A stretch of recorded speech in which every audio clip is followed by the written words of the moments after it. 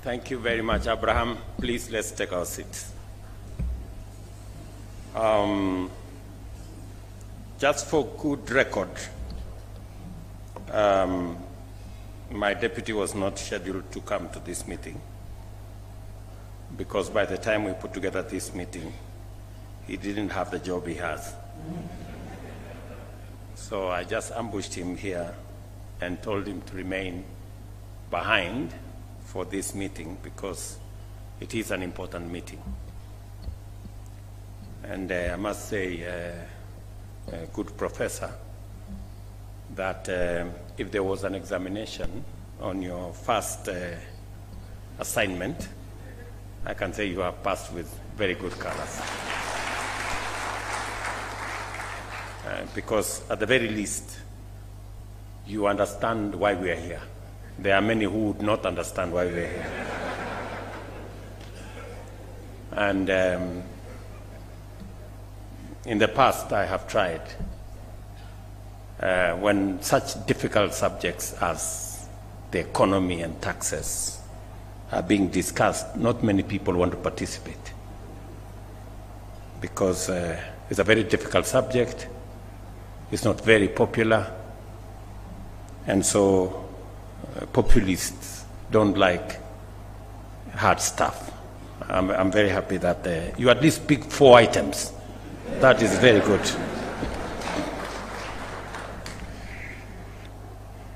Distinguished taxpayers, ladies and gentlemen, we dedicate this day to honor you, the individuals and businesses whose contributions to our national revenue mobilization efforts have enabled us to finance the national budget. You have provided us with the necessary resources to ambitiously propel Kenya towards self-reliance and inclusive development. This event is therefore devoted to celebrating you for demonstrating in word and in deed 2 outstanding patriotic qualities: consistent hard work and the dutiful remittance of taxes as stipulated by law and expected of all good citizens, both as individuals and as corporates.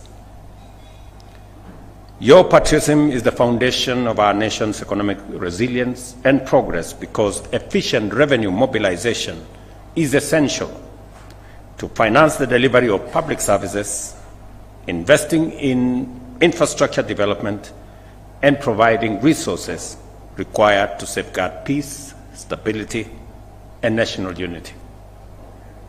Kenya's socio-economic transformation is overdue by decades because we delayed too long in enhancing domestic revenue mobilization to the level needed to ensure sustainability and economic takeoff. As a result, we lack the resources needed for development to secure Kenya's economic independence. We are a proudly democratic, free, and independent country. Independence confers on us the authority to decide our destiny. But that authority for us to decide our destiny comes with responsibility. And that responsibility is the responsibility that each and every one of us must carry on our shoulders to make sure that we contribute in every way possible to making Kenya free, democratic, and independent. And of course, the responsibility that comes with it also brings accountability, that all of us must ultimately account for our actions.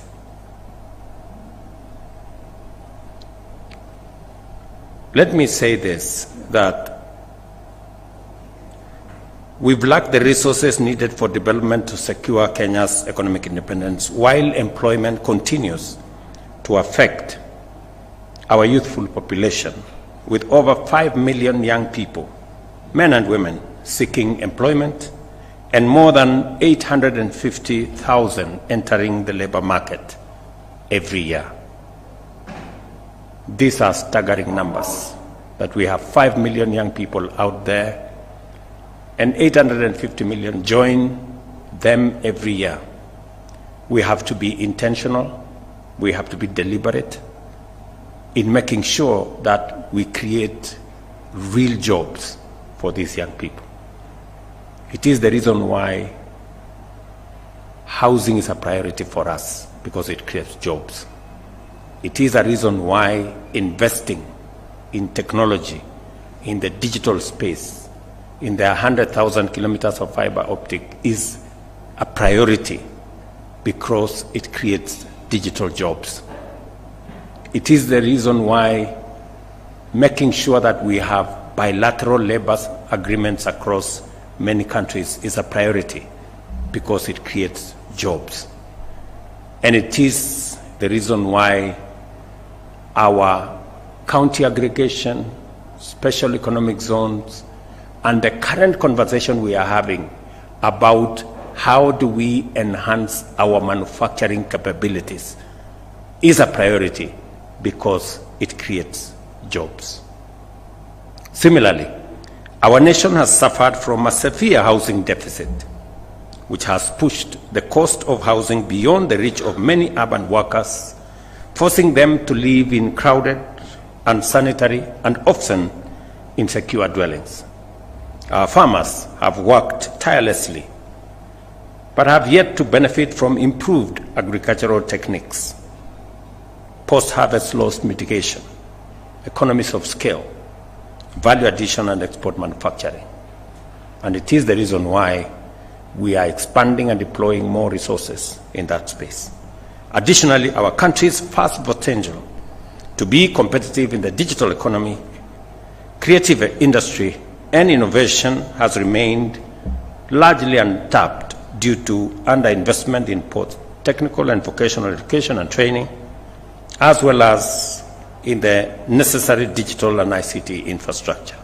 Again, it is the reason why we sat around a table in this very space here with our ICT ministry, with the Communication Authority of Kenya, with Kenya Power, to make sure that we use our Kenya Power network across Kenya to piggyback and drive our fiber optic footprint around Kenya. Further, endeavors to ensure the health of our people by providing high-quality health care have been undermined by limited access and high costs, because medical facilities have been few and under-equipped, while treatment has typically overwhelmed majority households' budgets and exacerbated hardship. And it is again the reason why we are rolling out our universal health coverage, a very bold initiative. And I promise you, it's going to succeed, because I can already see the signs of success in our universal health coverage plan. At the same time, our economic growth has faced major challenges from within and without, including rising energy prices and interest rates, severe impacts of climate change, and geopolitical upheavals, factors that have driven up commodity prices and significantly increased our debt burden. We have been navigating uncharted waters for a while now, with more than half of our revenues going to service debt, and thus denying us resources for development and for critical services. The bold policies outlined in our bottom-up economic transformation agenda aim to drive shared prosperity by reducing the cost of living, enhancing labor productivity, and creating millions of jobs annually. This is why we are investing in developing high-capacity value chains such as agriculture, micro, small, and medium enterprises, housing, healthcare, the digital superhighway, and the creative industries. To execute these transformative strategies, we agreed with the people of Kenya to take very difficult but necessary decisions to restore economic stability and guarantee fiscal sustainability in the short and medium term as the first step towards setting our nation on a path to economic prosperity. We also resolved to radically reduce non-priority expenditure and eliminate wastage to ensure that every shilling of national revenue goes as far as possible to deliver for our citizens. I have had my CS for National Treasury speak here. I'm not responsible for his eloquence or his firmness. I think he has just seen the reality of where we are and that we must move together. You and your team, John, have my full support as you lead the way in making sure that we explain ourselves to the people of Kenya on matters that require domestic mobilization. And I agree with you entirely in what you have said. We need to begin to think about your accrual accounting is spot on. Your zero budgeting is spot on. We need to begin to explain why any department, any ministry requires every shilling. If you required it last year, you still must come back and explain to us why you require it this year, so that we can make sure that we're doing the right thing. And the third thing that you have said that is spot on is the issue of tax expenditure. We must have a honest conversation as Kenyans. If we are spending 400 billion shillings every year on tax refunds, and in some cases, that have been brought to our attention, as it was done with our universal health program, you know very well that in some instances, like in some hospital here in Kino, they were doing more surgeries than Kenyatta National Hospital. Some Saint something hospital on the third floor of some building in Kino. It is not possible. It is the same thing. We now have people who claim tax refunds because they run bakeries. Because bread is a very important thing to Kenya. Bread is very sensitive. And we are paying a lot of money to many bakeries. But you know what they are doing? They have more accountants in those bakeries than people who bake any bread.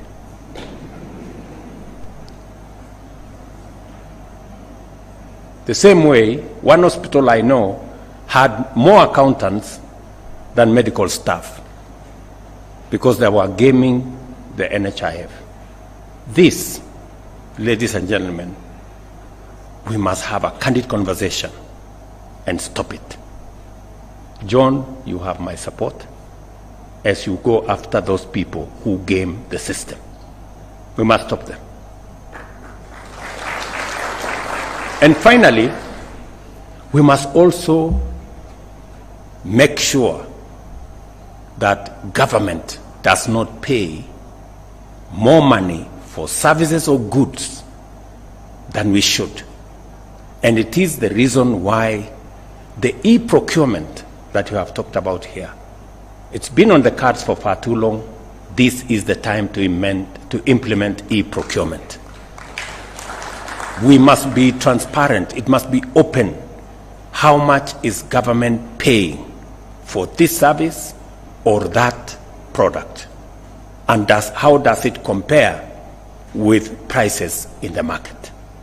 There is absolutely no reason why government should be paying 10, 20, 50% more than the actual prices in the market. And the way to make it transparent is to put it on a digital platform so that Kenyans know who supplied what, at what price, who was awarded, and we get the benefit of making sure And this morning, I made a telephone call, and your PS knows we already have a team that is working with our colleagues from Indonesia who have done a wonderful job on making sure that e-procurement works.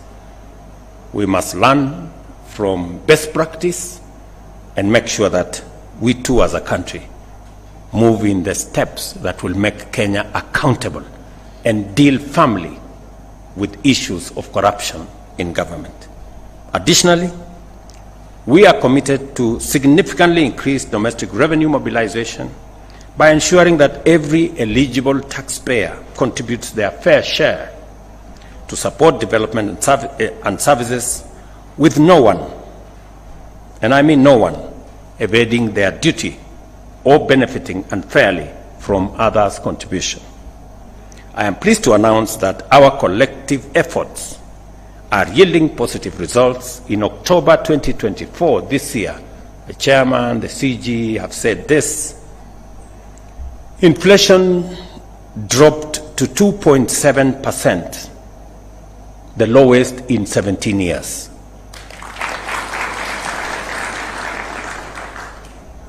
This stability resulted from favorable weather, consistent fuel prices, and deliberate fiscal measures to support our food production efforts. Our currency, on the other hand, has strengthened against the dollar, moving from 160 in January to 129 in October, and our GDP grew by 5.6 in 2023, up from 4.9 in 2022, indicating a solid economic recovery trajectory. To sustain this progress and promote fairness, we must enhance equity and effectiveness of tax revenue mobilization. This means that our tax measures must be fair and every eligible entity must pay. It also means that the partnership between government and taxpayers must be based on a dynamic reciprocity, with the government using effective policies and efficient public investment to enable taxpayers to thrive, create jobs, and create wealth and make money. As can be noted in this year's theme, trade is vital, that requires robust facilitation to grow our economy. For a while now, we have been making significant progress in improving the ease of doing business, enhancing Kenya's appeal to local and foreign investors, streamlining the regulatory environment, and empowering businesses. I'm sure next week the National Treasury will be forwarding proposals that John spoke about to Parliament for us to create a better environment for us to do business. Proposals such as tax amnesty that provides a win-win outcome both for taxpayers and also the Kenya Revenue Authority, and many other proposals that is good for business. Because when business is doing well, we can collect more taxes and we can all do well. We have resolved to establish a fair tax system that relies on simplicity and transparency to encourage compliance. Consistent collaboration between the National Treasury, the Kenya Revenue Authority, and other stakeholders has provided a robust platform for the development of inclusive policies, especially for micro, small, and medium enterprises. And I must commend our judiciary for setting the parameters for engagement between the public and government agencies. That public participation now has parameters that are clear, that are understandable, that makes it possible for government to consult with citizens, but also give institutions like the National Assembly, the Senate, and other institutions the leverage to exercise their mandate as is provided for in our constitution without necessarily impeding the rollout and the execution of government programs. Kenya's current revenue collection is significantly below the East African Community target of 25% of GDP. Our aim is to raise revenue from our current 14% to 22% of GDP within the next decade, and to promote compliance from the current 70% to 90% by 2026-2027, expanding the tax base by addressing hard-to-tax sectors such as the informal economy and digital business will require collaboration, innovation, digitization, technology, and determination. Technology is critical to all modern transactions, as we all know. Automated systems, including electronic data interchange and streamlined customs processes, can significantly reduce costs, improve efficiency, and enhance transparency. There is, we all know, some measure of resistance on matters of technology and digitization. I must congratulate the KRA staff that they have finally come round and agreed that let's go technology. Congratulations. I am not saying you had refused. I'm saying it was slow. But I'm finally informed, and now there is clarity, and there is harmony, and there is concurrence, and we have all agreed that that is the way we are going. And we are mobilizing both local and foreign technology providers. We've built a big consortium of technology providers to assist our Kenya Revenue Authority in making sure that we create a seamless ecosystem that will make sure that whatever is due to KRA is paid without anybody, any member of either KRA or any member of government taking advantage of the situation. Through effective use of artificial intelligence, machine learning, and the new Gava Connect API, KRA will enhance service delivery, transparency, and also reduce tax evasion.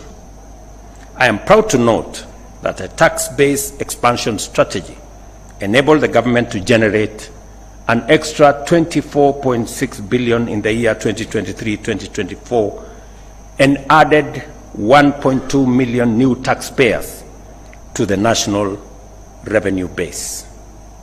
In particular, the strategy has succeeded in bringing landlords into the tax net through the monthly rental income program, and likewise enhanced systems, including the electronic tax invoice management system, have reduced VAT fraud, enabling us to mobilize 314 billion from over 280,000 VAT registered taxpayers.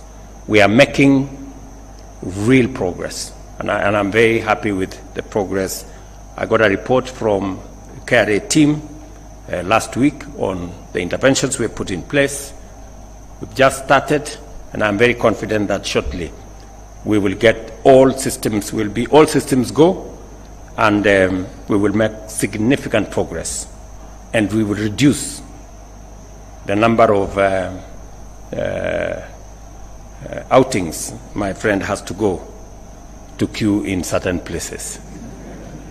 I commend millions of patriotic Kenyans for performing their patriotic duty and filing 8 million tax returns by June 30th, 2024, surpassing the target by 26%.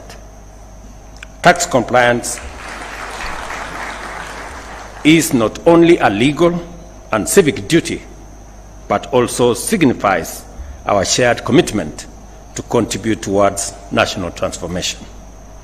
I'm very happy that even though many people call me names in terms of our adventure and our program to collect tax. More people are now realizing that that is the direction to go. I'm very happy.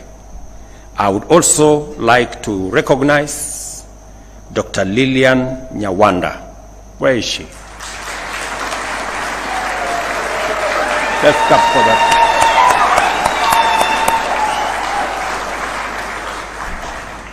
Congratulations, Lillian, Commissioner for Domestic Taxes. Sorry, Commissioner for Customs and Border Control, for all the efforts that you're doing and your team. We recognize those efforts and we commend you. Let me also recognize Mrs. Rispa Mudhoni Simiyu, Commissioner for Domestic Taxes. Where is she? There. And your team for your outstanding performance in surpassing your tax collection targets by 105%. Congratulations. Madam Nyawanda surpassed her target by 102%. Through better infrastructure, inclusive services, and increased wealth and job creation, we are laying the foundation for rapid national transformation. This is why we must all take a stand against tax evasion and corruption, which continues to pose significant challenges. Tax evaders should not be allowed to hide resources owed to the people of Kenya while benefiting from public services. Similarly, those engaged in corruption should not enjoy benefits gained through the sabotage of public service delivery and the undermining of public infrastructure development through bloated bills and unnecessary and unjustified payments. I urge Kenyans to take advantage of KRA's iWhistle platform, which enables the public and staff to report malpractice, and I commend those who have done so already by reporting 883 cases, which led to the recovery of 4.3 billion Kenyan shillings. To all those who made reports, I want to say congratulations, you are true patriots of the Republic of Kenya. Additionally, 255 KRA staff members have been investigated, and I want to promise you that firm and decisive action will be taken against those who will be found to be culpable. It is critical for us to uphold integrity, to secure public confidence, motivate tax compliance, and promote efficiency and accountability. This is the way to ensure that every shilling of taxpayers' money is fully applied to its intended purpose. I reiterate my undertaking to remain a responsible steward of public resources and to ensure that no funds entrusted to the government will be lost under my watch. We have made significant progress in enhancing transparency and efficiency through digital solutions to combat theft, wastage, and corruption, and we remain committed to furthering this effort to assure Kenyans of maximum efficiency in resource utilization. Today, we launch KRA's 9th corporate plan, a 5-year roadmap focused on improving efficiency, service delivery, and compliance through technology and process optimization. I commend KRA and the National Treasury for their work in developing this plan and urge them that nothing except the full implementation of this strategic plan shall be acceptable by me.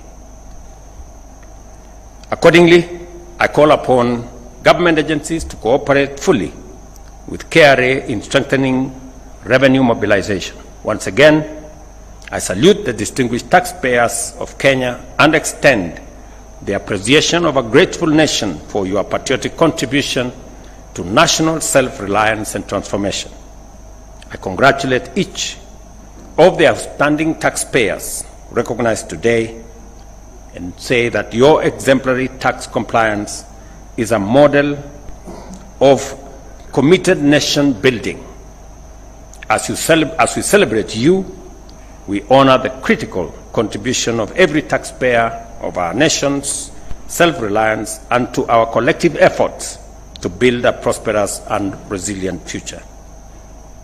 It is important that we work together, and I'm very proud of this moment that we are making steps towards ensuring that we collect every shilling that we can and appropriate it properly and use it for the intended purpose and make sure that it is put to good use. I'm informed that the discussions have already been done. From this month going forward, there will be adequate facilitation of the Kenya Revenue Authority so that they can do their job and do it well. The Kenya Revenue Authority, therefore, 9th corporate plan is now launched, and the Gava Connect API platform is also officially unveiled. Thank you very much. God bless you, and God bless our great country, Kenya. Asanteni sana. Another round of applause for His Excellency. As we now invite you, Your Excellency, to come and press the buzzer and allow me